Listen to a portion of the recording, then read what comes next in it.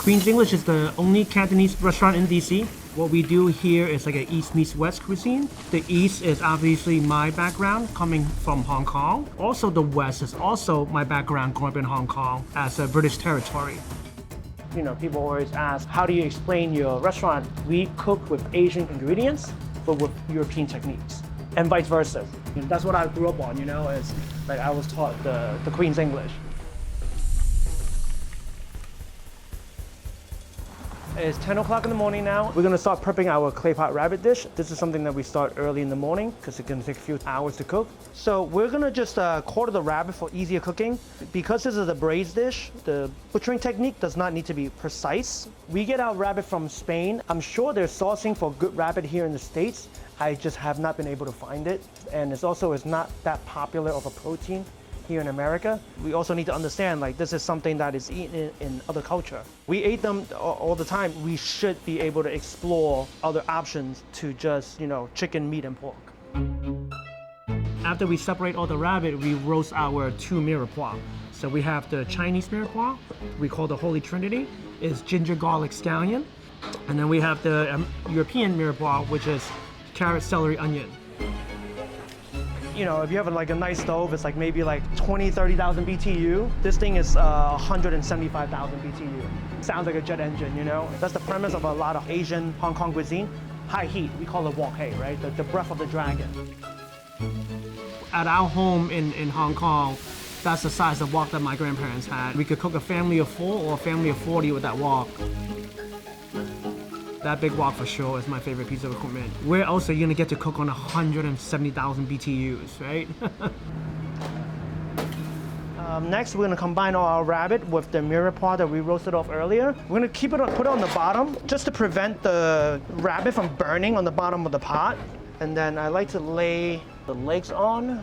So this is just Shaoxing wine. We use this like the French use the red wine in braising, you know, it's just. So we're just gonna wrap that up and then we're gonna stick this baby in the oven and see it in a few hours.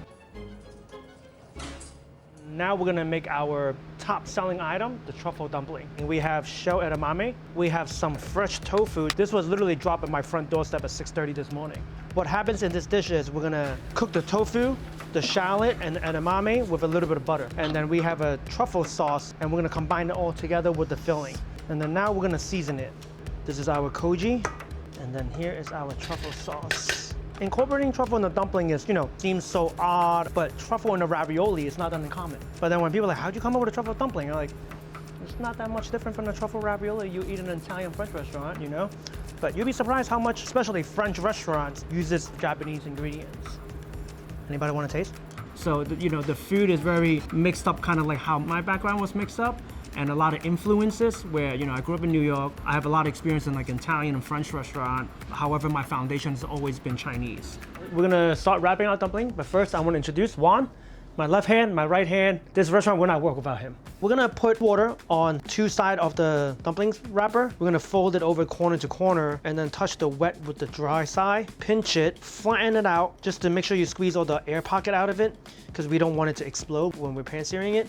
And we have this little shape. It's kind of like a little handkerchief, you know? Come on, put it in your pocket. Each tray is about how many owners? 300 pieces. So 900 pieces a week. Yeah, I could confidently say this is one dish that we sell the most.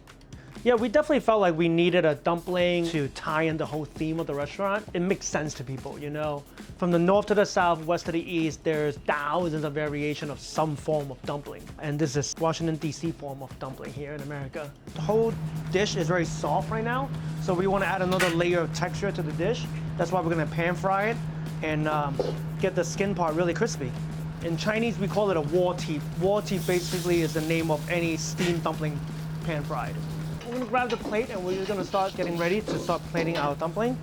And these are actually very interesting plates.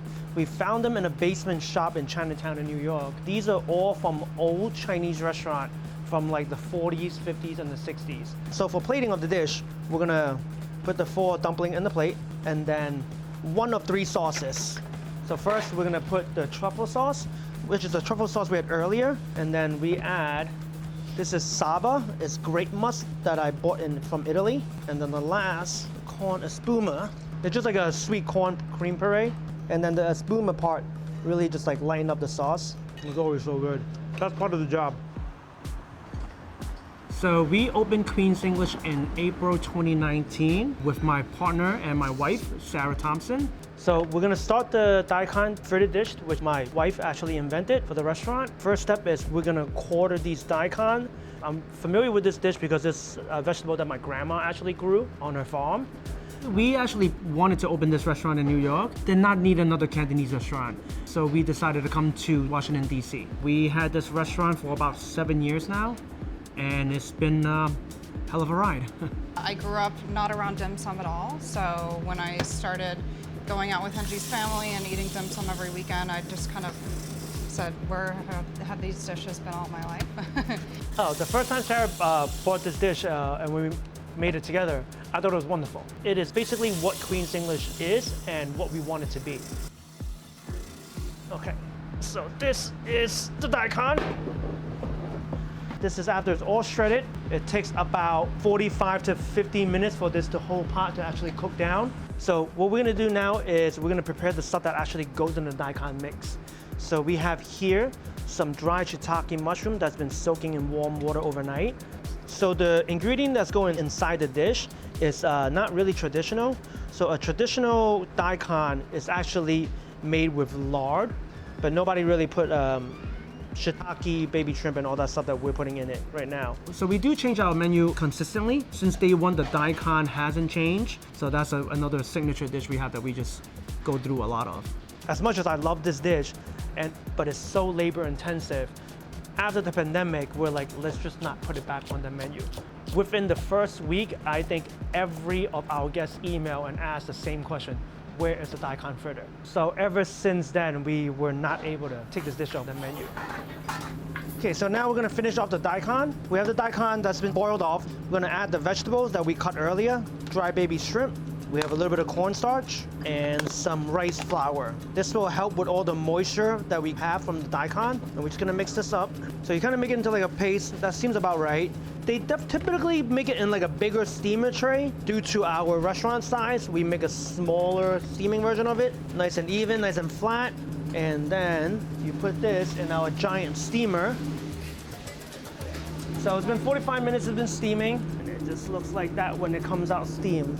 So now that it's out the steamer, double cooked, cool down, we're just gonna trim it into portion.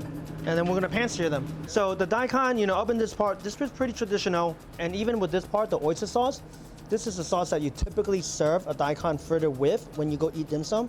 And then what we like to do is we also add a little bit of QB mayo on it.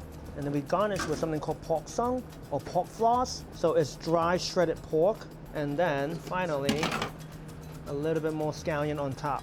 So this is our Daikon fritter dish here at Queen's English. Yeah, so right now it's 5:05. We're getting ready for service in about 20 minutes. Everybody's all set up ready. We're cleaning the line, and then everybody just hustling to finish up the last thing they need, get the station set up, and wait for our first guest to walk through the door. As you can see, it's a very small space, but we're working with what we have, and efficiency over speed here. We're a small restaurant with 38 seats, but we'll do 150 covers out of 38-seat restaurant. Because of the logistic of how small this space is, it literally, when you're dining at Queen's English, it feels like you're sitting in the kitchen. Because of the way Chinese food is structured and the way the kitchen is structured, it's prep heavy, service fast. So we spend a lot of our time and energy prepping the food and having everything ready, and then during service, it's fast. Okay, so now we are on to our crispy whole branzino dish. These are the branzino that we get in. They're scale and gutted. And then right now, what we're gonna do is we're gonna butterfly the fish. And then once the fish is prepared, we make our sauce. So we get a handful of Napa cabbage, garlic, our Hong Kong chili sauce. This part of the sauce is actually a little kind of important. So because of the wok is so hot, and then we like to stir the sauce around so the caramelization happens around the rim of the sauce, and it really darkens up the sauce and like really thicken it up. The Napa cabbage is nicely charred. There's so much going on with the fish already, with the frying, the spice, the chili, the crab roe. We just want to add something a little bit fresh to the dish. A lot of comments we get is like, that salad with that crab Hong Kong chili sauce is so good. I'm like, but what about the fish? We're gonna pick up our clay pot rabbit dish. Rabbit is ready to come out, and we just pop it out the oven. Again, great, everything's falling off the bone. These are the clay pot. We actually got them imported from Hong Kong, and they're pretty amazing at heat retention. So we're gonna put a little bit of oil on the pot, not too much. And then we're gonna put ginger scallion in the bottom of the clay pot and just boom it up. We're gonna put our roasted vegetable in there. So in Asia, especially in Hong Kong, we do clay pot rice. That's the purpose of the clay pot. It's the heat retention to cook the crispy part of the rice. For our purpose intention is to make sure we're serving an extremely hot dish to the table for the winter time. So now we're gonna add our rabbit into the dish. So now that we have that nice and caramelized, everything is cooking well, we're gonna add the broth. That is the same cooking liquid that the rabbit's been braising in. Let that come up, and then we're gonna have a little bit of a slurry mix just to thicken everything up and make it all come together. And then now we're gonna put the lid on it, let it rip for about 2-3 minutes, and then we'll be ready to serve. So we just garnish with a little bit of Dijon mustard and then a little shredded red cabbage on top, and this is ready to serve. The dish, when it comes to the table, is pretty dramatic, you know, because you have this like really hot pot, and then you lift the lid up and this plume of steam comes out, and you get to see all the rabbit, the vegetable inside. We definitely get a lot of like oohs and wah when it hits the table. Our goal was always never to have an empire. We like the stage that we built ourselves here. We like to be able to perform on the stage that we have every day. And we look forward to performing every day on this little stage that we built.